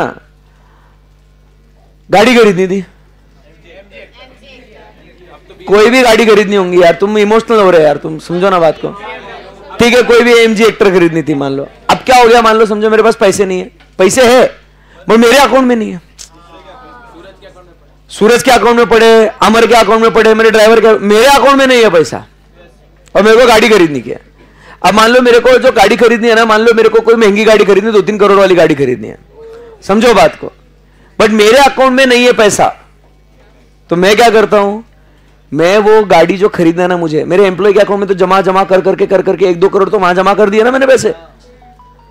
तो मैं क्या करता हूं, उसको बोलता हूं तेरे नाम पे गाड़ी खरीद, समझ रहे बात को, एम्प्लॉय के नाम पे गाड़ी खरीदेगा मैं, और वो गाड़ी का चेक उसके अकाउंट से जाएगा, बट वो जो प्रॉपर्टी है, लैंड हो, व्हीकल हो, कुछ भी हो, वो मैं यूज करेगा वो, क्योंकि वो पैसा मेरा था ना, तो उसके नाम पे था ना। अब वैसा तो मैं उसका यूज कैसे करेगा ना पैसे का, मेरे नाम पे तो एसेट नहीं ले सकता ना मैं, क्योंकि पैसा उसके अकाउंट में है ना, तो एसेट भी उसी के अकाउंट में लेनी पड़ेगी ना, उसके नाम पे लेनी पड़ेगी ना। यूज कौन कर रहा है, मैं। इस टाइप के अरेंजमेंट को, ट्रांजैक्शंस को बोलते हैं बेनामी प्रॉपर्टीज। समझो पहले, किसी और के नाम पे ली हुई प्रॉपर्टी आप यूज कर रहे हो, बट है वो आपकी, बट बस नाम किसी और का लगा हुआ है। समझेगा बात को, ये कॉन्सेप्ट क्लियर है? इसको बोलते हैं बेनामी प्रॉपर्टी। उधर समझा क्या व्हाट इज बेनामी प्रॉपर्टी? हाँ। तो क्या हुआ, वेर ध्यान से सुनना, अगर ऐसी कोई बेनामी प्रॉपर्टी की बात चल रही है, so whether any proceedings have initiated और पेंडिंग, इनिशिएटेड मतलब क्या, स्टार्टेड, इनिशिएटेड मतलब क्या, स्टार्टेड, और पेंडिंग मतलब कोर्ट केस चालू है against the company for holding any Benami property under Benami Transactions Prohibition Act 1988 and rules there made under. If so, whether company has appropriately disclosed the details in its financial statements. तो मेरे को क्या देखने का है? मेरे को ये ढूंढने का नहीं है कि कंपनी के कौन से बेनामी प्रॉपर्टीज है. तुम ये मत समझो कि मेरा काम एज एन ऑडिटर ये है टू इन्वेस्टिगेट, टू फाइंड कि कौन से बेनामी प्रॉपर्टीज कंपनी के है. मेरा वो रोल नहीं है, मेरा जॉब नहीं है. मेरे को बस क्या देखने का है, ओके ये कंपनी के अगेंस्ट कोई बेनामी प्रॉपर्टी एक्ट के अंतर्गत कोई भी प्रोसीडिंग्स इनिशिएट या पेंडिंग है क्या, अगर है तो उसके डिटेल्स कंपनी ने फाइनेंशियल स्टेटमेंट्स में दिए है क्या. बस खत्म हो गई बात. आई बात समझ में? Here we conclude with the first point which is to be reported under CARO. Clear है एकदम? ऐसे अपने को 21 पॉइंट पढ़ने मालिक, समझ रहे ना बात को? ये अभी एक हुआ तो इसके लिए मैंने क्या बोला, अपन स्लो चलेंगे, अपने को दर्द नहीं है कोई. एक बार पढ़ना है, मस्त पढ़ना, समझ में आना चाहिए. और अब वो रिटर्न भी हो गया आपको. देखो अपन डिस्कस करेंगे इसको. चलो बोलो बोलो, रुको, उसको दीदी को कुछ क्वेरी है.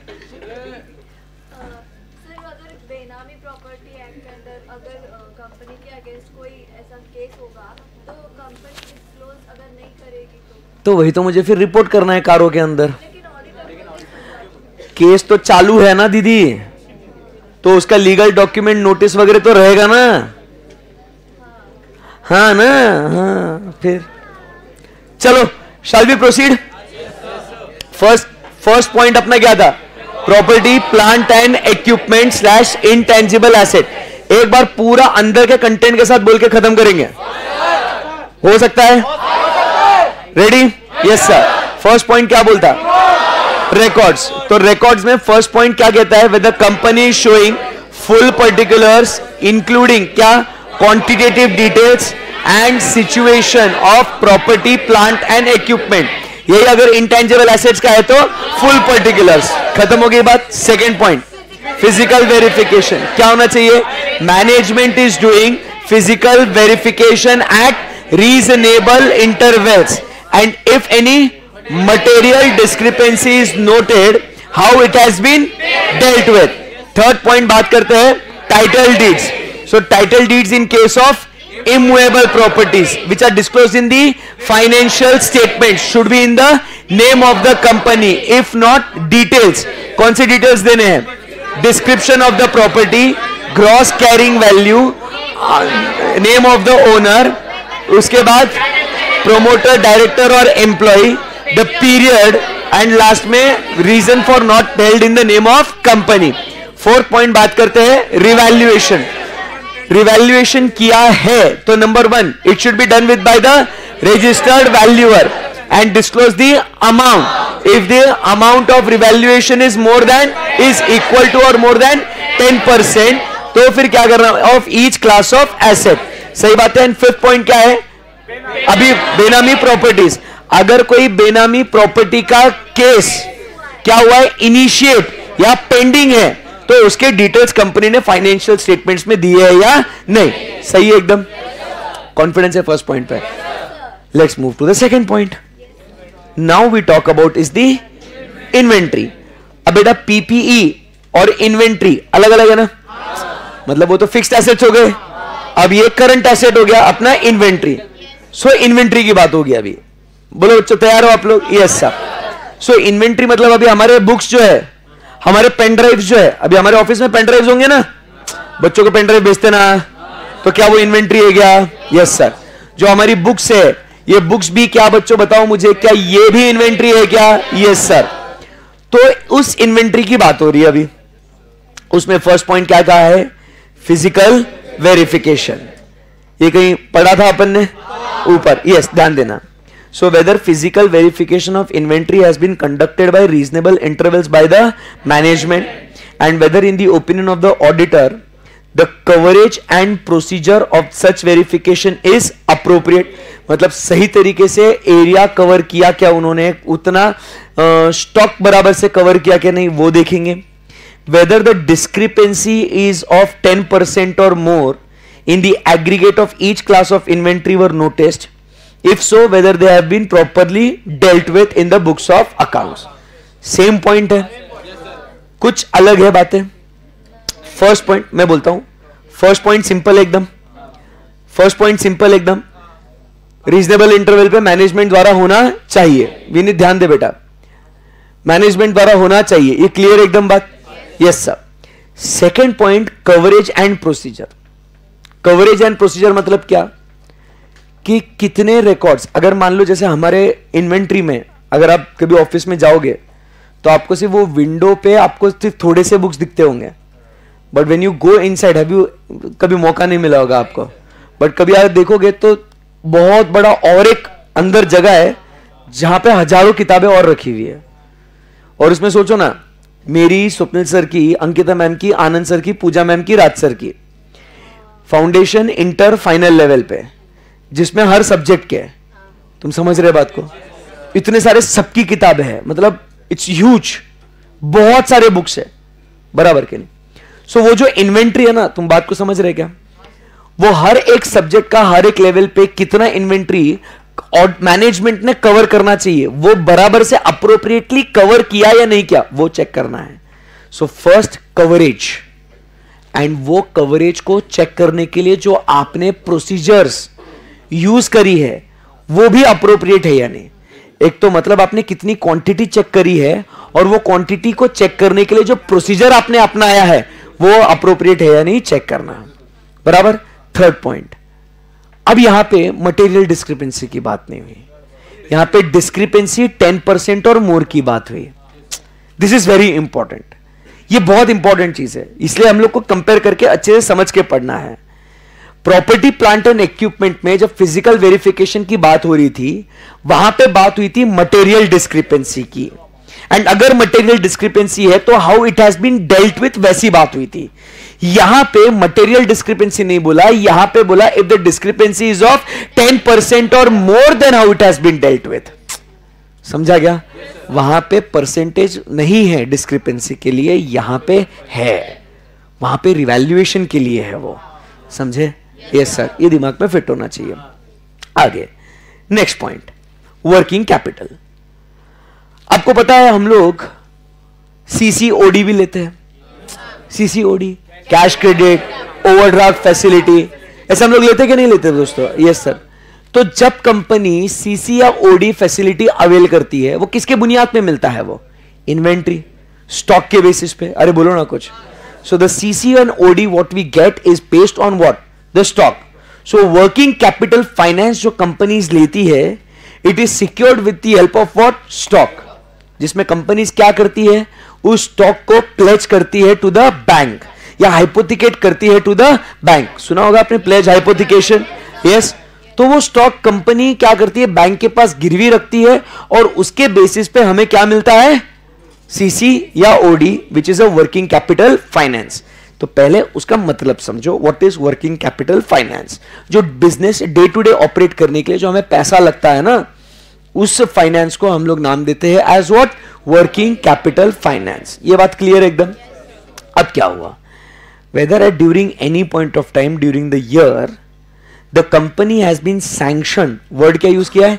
सैंक्शन, एंड नॉट यूटिलाइज्ड, बराबर, sanction working capital limits in excess of 5 crores in aggregate from banks or financial institution on the basis of security of current assets। क्योंकि हम तो यही बात कर रहे हैं ना, सीसी या ओडी आपको किस बुनियाद पे मिलेगा? आपके करंट एसेट्स को गिरवी रख के ही आपको सीसी ओडी मिलेगा भाई। तो ये पॉइंट वर्किंग कैपिटल फाइनेंस का एक्टिवेट कब होगा? जब सीसीओडी जो वर्किंग कैपिटल फाइनेंस है वो सैंक्शन हुआ है इन एक्सेस ऑफ ₹5 करोड़, तभी ये पॉइंट का रिपोर्टिंग रिक्वायरमेंट एक्टिवेट होगा मालिक। समझेगा बात को? Yes sir. Whether quarterly returns और statements filed by the company with such banks or financial institutions are in agreement with the books of accounts of the company, and if not give details। बोलो नहीं समझा? नहीं समझा? नहीं समझा भाई, समझाया नहीं तो कहां से समझेगा? सुनो, जब भी हम लोग प्रैक्टिकली, पहले समझो सिनारियो क्या होता है। अगर मैं एक बिजनेसमैन हूं और मुझे सीसी या ओडी चाहिए, तो मैं बैंक के पास जाता हूं और बैंक को बोलता हूं साहब मेरे को सीसी या ओडी दो। अब क्या हुआ, मैंने सीसी ओडी ले लिया, 5 करोड़ के ऊपर ले लिया, नीचे हो ऊपर हो बट अपन 5 करोड़ के ऊपर की बात करेंगे। ऑब्वियसली ये मुझे 5 करोड़ का सीसी जो मिलेगा बैंक से, वो किसके बेसिस पे मिलेगा? On the basis of security of my current assets. ये भी बात सही है? Yes sir. अब क्या होता है ना, वो जो स्टॉक है, मान लो मैंने मेरे बुक्स के वो गिरवी रख के मैंने क्या किया है, सीसी लिया है, बराबर। अब क्या होता है ना, वो बुक्स तो मुझे मेरे पास रखनी पड़ेगी ना, मुझे उसको प्लेज नहीं, मुझे हाइपोथिकेट करना पड़ेगा। अब आप सोचिए, मैं ये सारी बुक्स बैंक में गिरवी रखता हूं तो मैं धंधा कैसे करेगा भाई? तो वो स्टॉक मेरे पास होना चाहिए ना। तो ये बात सही है। अब यहां पे प्रैक्टिकल सिनेरियो समझो, बैंक ने स्टॉक के बेसिस पे आपको लोन दिया है, तो पैसा आपके पास, स्टॉक आपके पास, और बैंक ने उसको सिक्योरिटी के तौर पे लोन दिया है, तो स्टॉक भी आपके पास है। तो बैंक को पता कैसे चलेगा कि आपके पास सही मायने में अभी इस वक्त कितना स्टॉक है? कैसे पता चलेगा आपको? नहीं, बैंक को तो नहीं पता चलेगा ना। तो बैंक बोलता है सुनो, मेरे को हर क्वार्टर में आपका स्टॉक स्टेटमेंट मेरे को चाहिए। आपके पास अभी कितना स्टॉक है? अगर आपका स्टॉक प्रिस्क्राइब्ड लिमिट से कम हुआ, मैं सीसी रिवाइज कर देगा। सीसी का लिमिट जो सैंक्शन लिमिट है उसको चेंज करेगा ना साहब। तो मेरे को हर क्वार्टर में मेरे को आपसे क्या चाहिए? स्टेटमेंट चाहिए। क्लियर एकदम बात? Yes sir. अब सिंपल सी बात है, ये रिक्वायरमेंट समझा बैंक का। बैंक ने बोला स्टॉक तुम्हारे पास, पैसा तुम्हारे पास, मेरे को कैसा पता चलेगा कि कितना स्टॉक है तुम्हारे पास कितना नहीं? तुम मुझे स्टेटमेंट फाइल करो। मैं एज एन ऑडिटर क्या करेगा? मैं सिंपली उस कंपनी ने बैंक को जो स्टेटमेंट दिया ना, वो स्टेटमेंट लेगा मैं, और मैं उसी स्टेटमेंट को मद्देनजर रखते हुए बुक्स ऑफ अकाउंट्स में स्टॉक का क्या पोजीशन है वो देखेगा। वो दोनों सेम होना चाहिए ना। नहीं तो कभी कभी बैंक को झूठ बोलने के लिए हम लोग क्या कर सकते हैं, उसको इन्फ्लेट करके दिखा सकते हैं ना। एक्चुअल पोजीशन उतना नहीं है, बट बैंक को तो देना है ना, क्या ही फर्क पड़ रहा। तो मेरे को वो चेक करने का है कि वो दोनों अग्रीमेंट में है या नहीं है, और रिपोर्ट करने का है। समझ में आया बेटा? 21 में के 2 पॉइंट खत्म हो गए। इजी है क्या एकदम? Yes sir. तो इन्वेंट्री के मुझे 2 पॉइंट बता दो भाई। Physical verification and working capital finance. Working capital finance में आप दिमाग में याद होना चाहिए, इन एक्सेस ऑफ रुपीज बेस्ट है। इजी एकदम? Yes sir. बट मैं क्या बोल रहा हूं, वो फर्स्ट वाला property plant equipment intangible asset के 5 पॉइंट भूल गए ना आप? भूल गए। याद है? बताओ, हेडिंग बताओ। Records, physical verification, title deeds, revaluation and benami property. दूसरे का क्या था? Physical verification and working capital finance. All set है? Yes sir. तीसरा चलो, लोन्स। अब देखो लोन्स में कितने पॉइंट है। मजा है ना? टेंशन आ रहा है तो चले जाओ, और टेंशन आएगा। एटलीस्ट मैं आपका टेंशन हल्का कर रहा हूं पढ़ा के, ठीक है ना? तो रिलैक्स रहो, मजा आएगा। Loans ready? ऐसे ही आराम से पढ़ना है, बार बार नहीं बोलूंगा, आराम से पढ़ना है। एक बार डिस्कस करा, रिटेन हो रहा कि नहीं हो रहा, समझ रहा कि नहीं समझ रहा? Yes sir. एक क्लास में भी नया रूल निकालते हैं। चलो, जो भी सोएगा ना, आजू बाजू आपको दिखेगा तो उसको जोर से मारने का, ठीक है ना? मर गया तो मर गया, जोर से मारने का उसको। जिसको दिखा, ध्यान से सुनना, जिसको दिखा कि आजू बाजू वाला सो रहा है, झूम रहा है, झपक रहा है, और उसने नहीं मारा, तो वो 3 अटेम्प्ट बैक टू बैक चिपक के फेल होगा। मेरी बद्दुआएं लगेगी उसको। मेरी काली जुबान है, जो मैं बोलता वो सच होता। तो बाजू वाले की रिस्पॉन्सिबिलिटी है वो, नहीं तो बाजू वाला फेल होगा, जो सो रहा वो फेल नहीं होगा। आगे पीछे सब। लड़की सो रही तो भी मारो, लड़का सो रहा तो भी मारो, लड़का हो या लड़की हो कोई फर्क नहीं पड़ता, सब एक लेवल पे बराबर। यस, एक तो तुम्हारे लिए झगड़ के टाइम स्लॉट सिलेक्ट किया मैंने। इमेजिन करो 1 बजे अगर पढ़ा था ना पोस्ट लंच, अलग। तो ये रूल अभी इसी वक्त से लागू हो रहा है, ये रूल अभी इसी वक्त से लागू हो रहा है। Okay,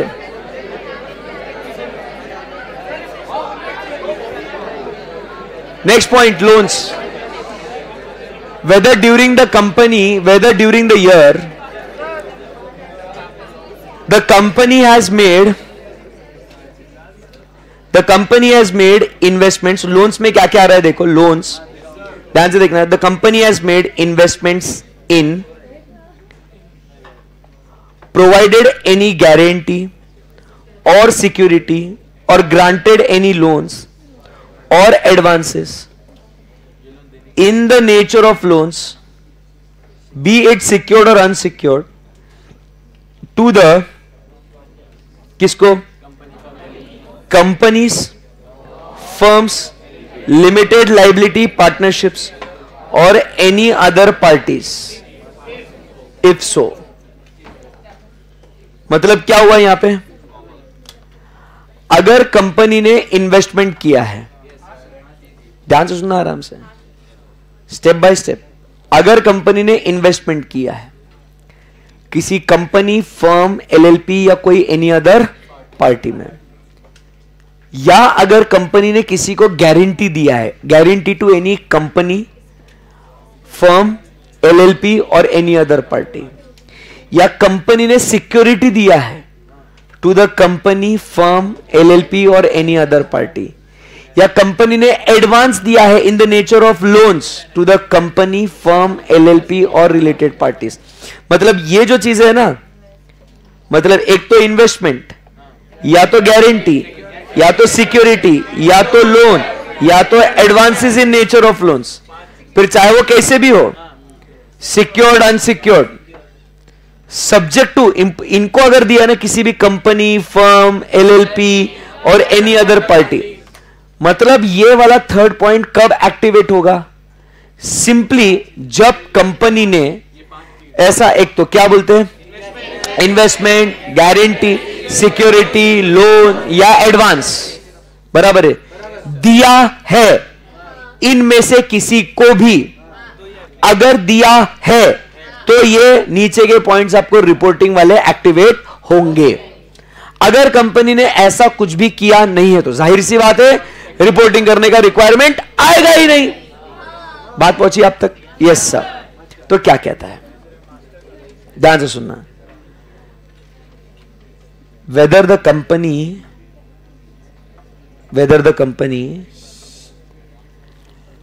during the year has provided any loans or provided advances in the nature of loans or stood guarantee or provided security to any other entity not applicable to the companies whose principal business is of giving loans। Obvious सी बात है, मतलब जिनका धंधा है loan देने का वो देंगे ना, तो वो रिपोर्टिंग रिक्वायरमेंट नहीं आएगा। टू एनी अदर एंटिटी अगर दिया है, इफ सो, दिया है इफ सो, इंडिकेट, क्या क्या इंडिकेट करना है, the aggregate amount during the year. ध्यान से सुनना आराम से, एक ही बार पढ़ाऊंगा, एकदम इजी है। एग्रीगेट अमाउंट मतलब टोटल कितना पैसा दिया। Balance outstanding at the balance sheet date, 1 crore दिया था, बैलेंस शीट डेट पे कितना बाकी है, बराबर, मतलब 80 लाख बाकी होगा, रिपे किया होगा ना कुछ बीच में, but aggregate amount given during the year, balance outstanding as at the balance sheet date with respect to such loans और एडवांसेस एंड गारंटीज और securities to subsidiaries, joint venture and associates. सही बात है। Again aggregate amount during the year, balance outstanding as at the balance sheet date with respect to such loans, advances and guarantees. आगे, two parties other than subsidiaries, joint ventures and associates. मतलब reporting same है, इसलिए कह रहा हूं आराम से चलो, कोई दिक्कत नहीं आएगी आपको, एकदम रिलैक्स.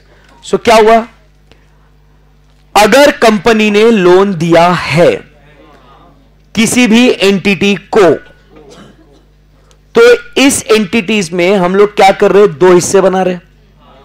दो हिस्से कौन से, एक joint venture, subsidiary and associate, बराबर, and other than joint venture, subsidiary and associates. समझ में आया? सही है एकदम. रिपोर्ट करना क्या है, दोनों में से ही तो करना है रिपोर्ट. क्या, amount which is advance during the year, amount outstanding as on balance sheet date, खत्म. मतलब आप देखोगे कि आपका इतना पेज, मतलब हाफ पेज इजी है ना एकदम. कोई दिक्कत है क्या इसमें? No sir.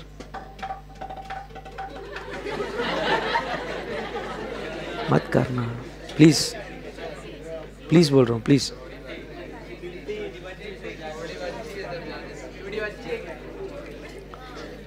Okay, see, confidence is good, overconfidence is not good. This is not the only chapter in our syllabus which we have to study. कि ये तो सर हो गया almost 3-4 chapter हो गया, अब तो सब आता.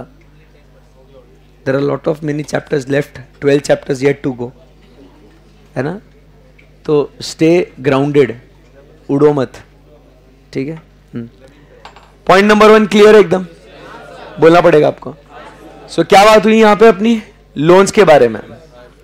सो लोन्स के बारे में जब बात करते हैं तो हमने क्या कहा कि अगर कंपनी ने इन्वेस्टमेंट्स इन या तो सिक्योरिटी, गारंटी, लोन्स या एडवांस दिए हैं, बराबर, टू फर्म्स, कंपनी, एलएलपी और एनी अदर एंटिटी, अगर दिया है तो क्या होना चाहिए, दो बातें, amount which is given during the year and amount outstanding. बस उसमें दो, स्पेसिफिकली जॉइंट वेंचर, सब्सिडरी और एसोसिएट को कितना दिया, other than joint venture, subsidiary, associate कितना दिया. इजी है, आगे बढ़ते हैं. Next, same point, whether the investments made, guarantees provided, securities given and the terms and conditions of the grant for all loans and advances in the nature of loans and guarantees are not prejudicial to the company's interest.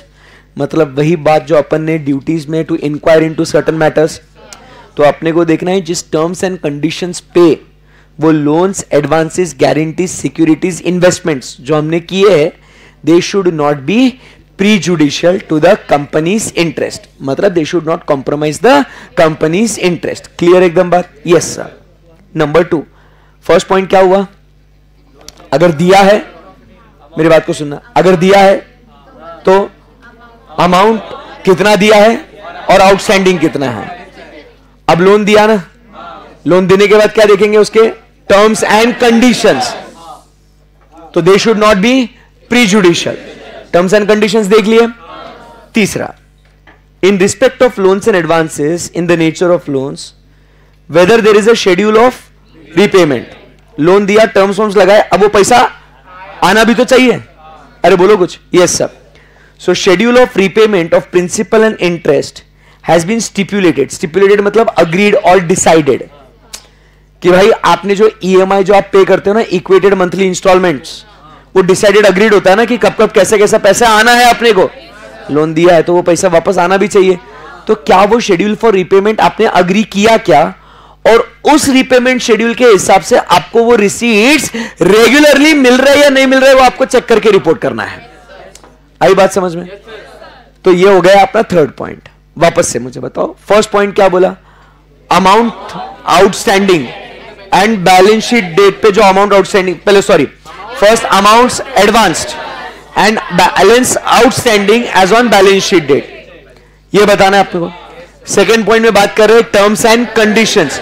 They should not be prejudicial to the company's interest. Number 3 क्या बोल रहे हैं? Schedule of repayment it should be stipulated, मतलब agreed, and whether payments are received in accordance with those schedule, whether it is regular और not. Okay, अब क्या हुआ? अगर वो आपको रेगुलर पेमेंट्स नहीं मिल रहे हैं, वो पेमेंट्स रेगुलर नहीं मिल रहे, ड्यू डेट पे वो पैसा नहीं मिल रहा है, तो वो पैसा क्या हुआ? ओवर ड्यू हो गया. अपन ने रीपेमेंट का शेड्यूल बनाया, मतलब अपन ने ड्यू डेट डिसाइड कर ली कि इस दिन पे पैसा आना चाहिए, डिसाइड कर लिया. अब उस दिन पे अगर पैसा नहीं आया तो वो क्या हो गया? अमाउंट ओवर ड्यू हो गया. अब वो क्या बोलता है? If the amount is overdue for more than 90 days. ये 90 डेज का रिक्वायरमेंट क्यों आया? Very good. बैंक्स में एसेट्स को, लोन्स को एनपीए ट्रीट करने के लिए क्राइटेरिया यूज होता है. If the amount is overdue for more than 90 days it is treated as non performing asset. आपका हुआ है क्या एनपीए बैंक अकाउंट्स? नहीं होएगा, आगे मजा आएगा आपको. ग्रुप 2 में ही है आपको, एडवांस अकाउंट्स में. तो when any amount is over due, मतलब ड्यू डेट पे पैसा देना था, आपने ड्यू डेट पे पैसा नहीं दिया, तो वो हो गया क्या? Over due. और 90 रोज तक आपने अभी तक पैसा नहीं दिया, मतलब ड्यू डेट पे तो नहीं दिया, ओवर ड्यू हो गया, और ओवर ड्यू हो गया 90 डेज हो गए भाई, अभी तक नहीं दिया. नहीं समझे? रुको, यहां पे आप समझिए, ये ड्यू डेट है, इधर पैसा नहीं दिया, तो मतलब यहां पे क्या हो गया? ओवर ड्यू हो गया ना ये, बराबर. ओवर ड्यू होके अब यहां से ओवर ड्यू होके कितने दिन हो गए? 90 डेज. अभी तक आपने पैसा नहीं दिया, बराबर.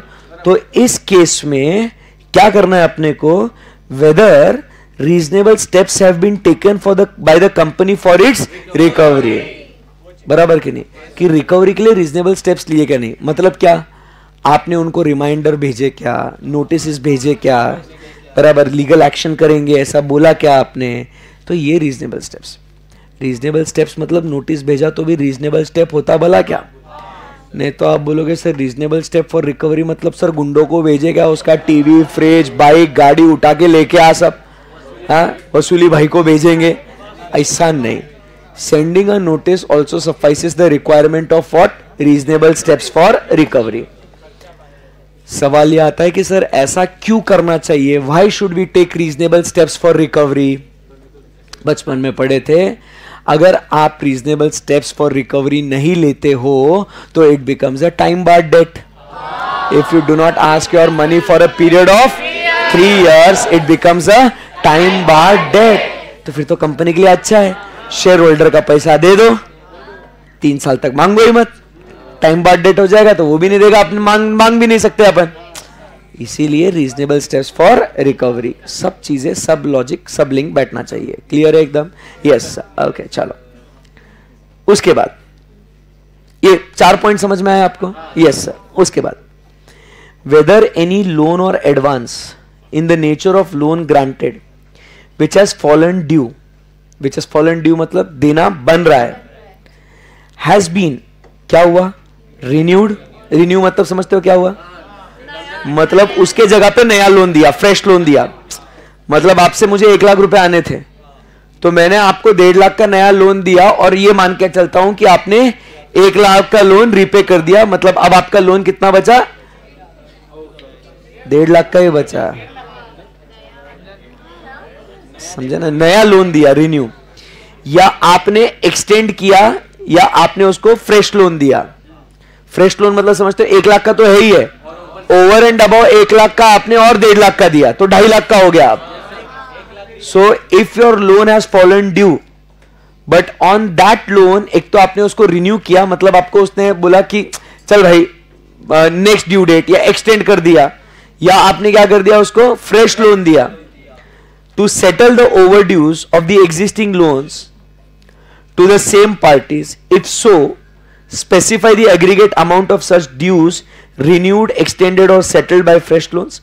and the percentage of the aggregate to the total loans in advance in the nature of loans granted during the year not applicable to the companies whose principal businesses of giving loans. मतलब क्या हुआ, अगर आपने कोई loan जो आपका due था उस ड्यू डेट पे आपने क्या किया, रिन्यू किया, एक्सटेंड किया या फ्रेश लोन दिया, तो आपको दो बातें बतानी है, वो अमाउंट क्या था और वो आपके टोटल लोन्स के मुकाबले वो कितना परसेंटेज था. समझा गया? ये हो गया आपका फिफ्थ पॉइंट.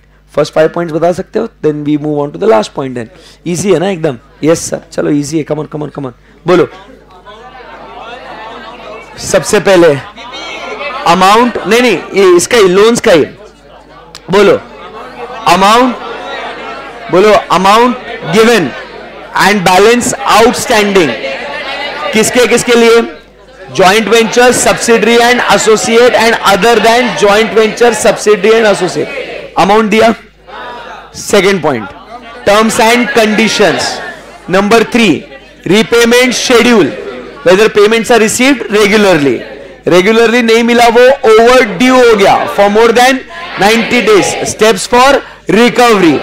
फिफ्थ पॉइंट जो अभी पढ़ा, अगर वो लोन को आपने क्या किया हो, रिन्यू, एक्सटेंड या फ्रेश लोन दिया है, तो उसमें दो बातें, उसका amount and the percentage of the total loans which has been renewed और एक्सटेंडेड और फ्रेश लोन्स. क्लियर है? Last point, whether the company has granted any loans or advances in the nature of loans either repayable on demand. Last point क्या है? repayable on demand or without specifying any terms or period of repayment. समझते हो repayable on demand मतलब? जैसे आप आपके दोस्त को पैसा देते हो, दोस्त बोलता है भाई 100 रुपए देना, बराबर. वो आप बोलोगे नहीं यार मेरे पास ही पैसा नहीं है, बराबर, तो बोलेगा भाई देना, तू जब मांगेगा तब तुझे दे दूंगा, जब तुझे जरूरत पड़ेगी तब मैं दे दूंगा. तो फिर आप बोलते चल ठीक है, जब चाहिए तब दे देगा ना मेरे को. It is called as what? Repayable on demand. So if I give you 100 rupees now and I say whenever I ask you give me. अब मान लो परसों तरसों अगर मुझे जरूरत पड़ती है तो मैं आपसे मांगेगा. आई बात समझ में? That type of loans are called as what? Loans repayable on demand. ये बात समझिए आप? Yes sir. So if so, simple सी बात है, specify the amount and the percentage to the total loans granted. सही बात है. And also the aggregate amount of loans given to the promoters related parties defined in the companies act. सही बात है एकदम? Yes sir. तो ये हो गए आपके कितने पॉइंट्स बच्चों? 5 पॉइंट नहीं, कितने 3 पॉइंट हो गए और ये 6 पॉइंट हो गए किसके? लोन्स के. इजी है? पक्की बात है? Yes sir. तो अभी आप लोग भूल गए होंगे पीपी वाले पॉइंट्स. अब इतना देर थोड़ी याद रह सकता है, याद है? चलो चेक करते हैं. First point, records, physical verification, title deeds, revaluation and benami property. Best है.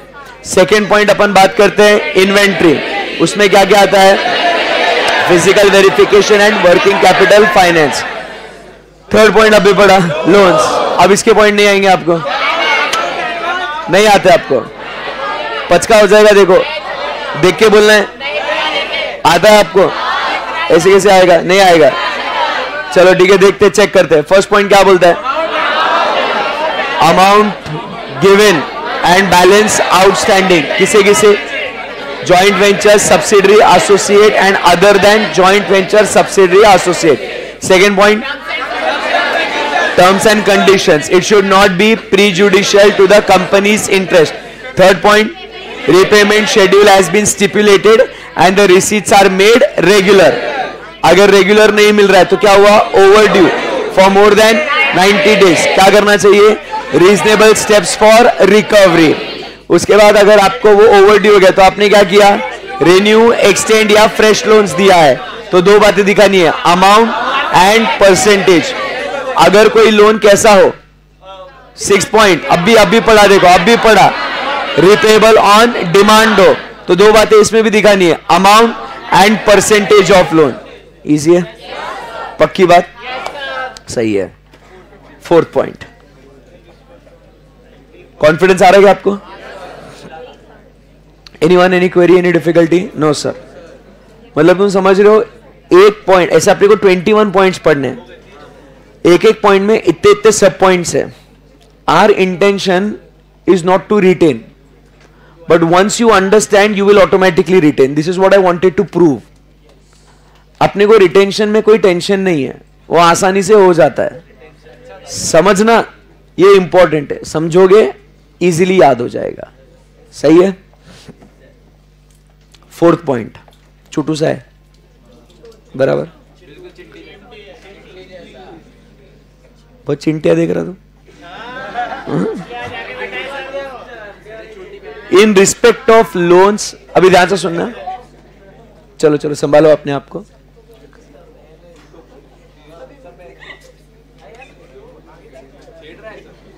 छिड़ जा, फिर छेड़ रहा है तो छिड़ जा, बहुत कम मौके मिलते हैं छिड़ने के, लकी है तू। शुरू करें इधर? यस, बस ना। इन respect of loans, investments, guarantees and securities, whether provisions of section 185 and 186 of the Companies Act has been complied with, and if not, provide the details thereof. खत्म हो गया। अभी क्या हुआ? नहीं सुनो, रिलैक्स यार गाइस, कम ऑन। ये तुम लोग मत करो रे ऐसे।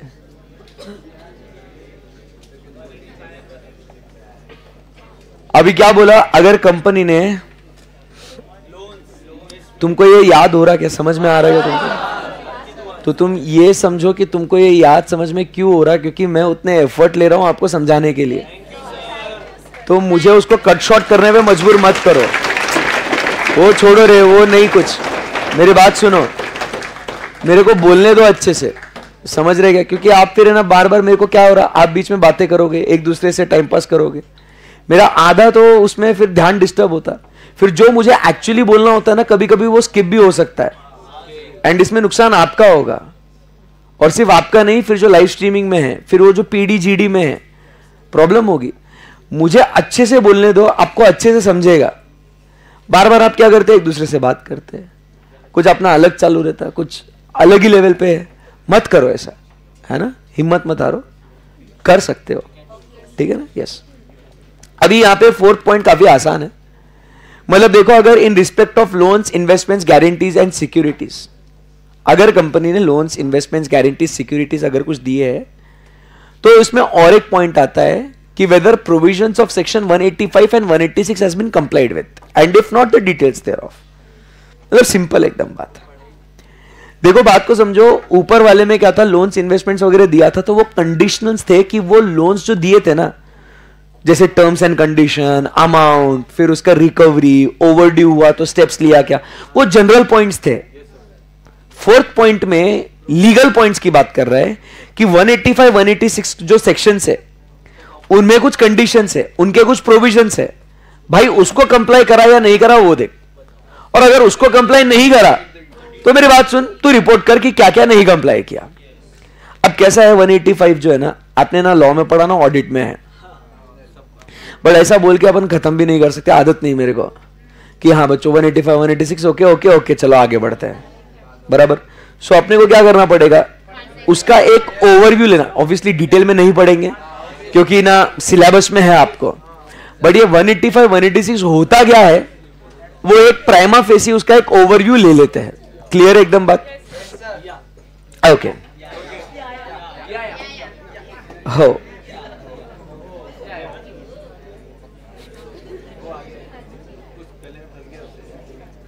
Section number 185, it talks about what, loan to directors.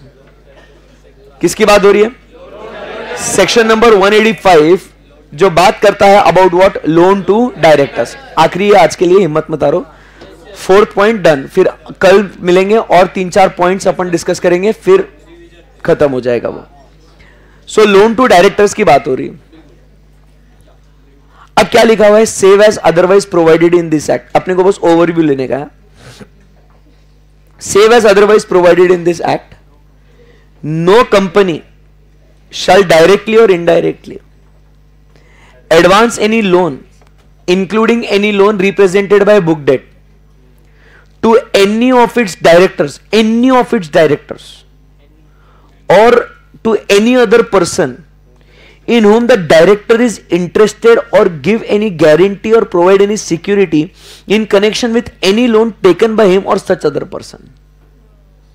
Section 185 क्या बोलता है? कंपनी डायरेक्टर्स को लोन नहीं दे सकती, ना ही उनके रिलेटेड पार्टी को दे सकती है, ना ऐसी कोई ऑर्गेनाइजेशन जिसमें वो इंटरेस्टेड है, कंपनी उन्हें लोन नहीं दे सकती।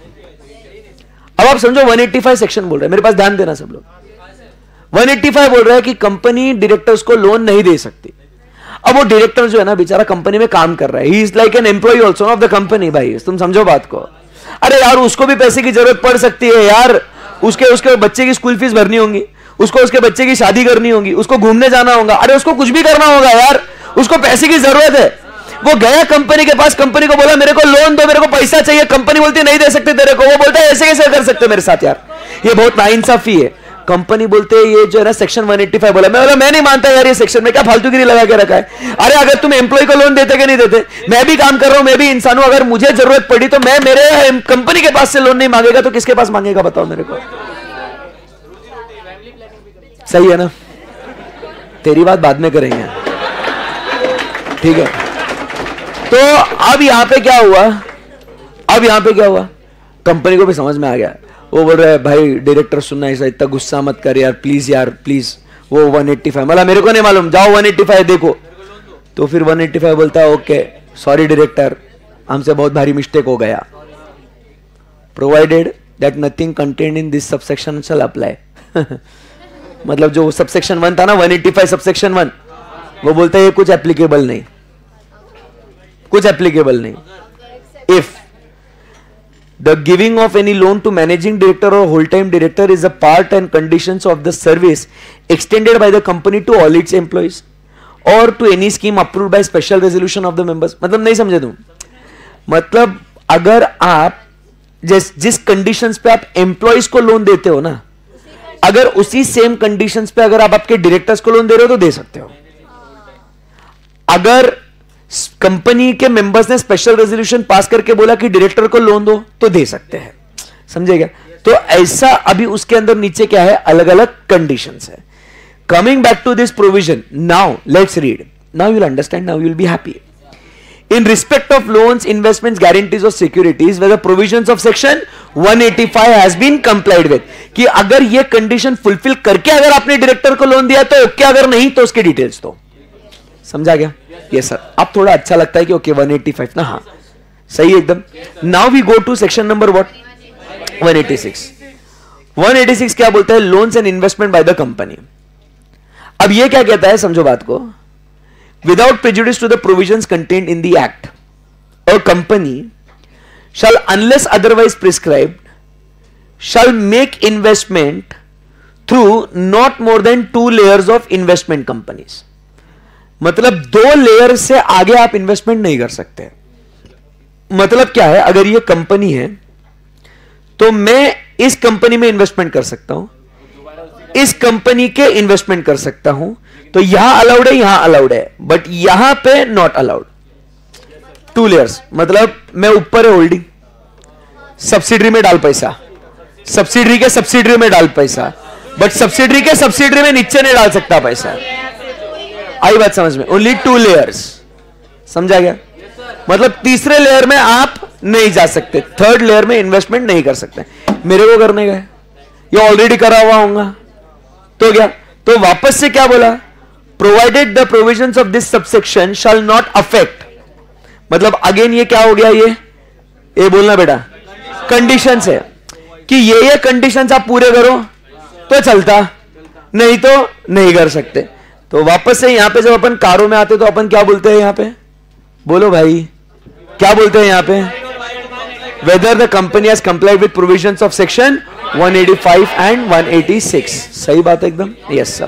तो ये 4 पॉइंट्स आज अपने खत्म हो गए, इजी एकदम। मतलब इसमें टेंशन नहीं ना, अभी इजी है ना एकदम, यस। सो कल आएंगे ऐसे ही हम लोग विस्तार में डिस्कस करेंगे, खत्म करेंगे इसको, सही है? Yes, so that's it for today. Thank you very much guys, है ना? इसके कमेंट में टेलीग्राम का ग्रुप का लिंक अभी तक ऐड नहीं हुआ है, तो आई ऐड इट।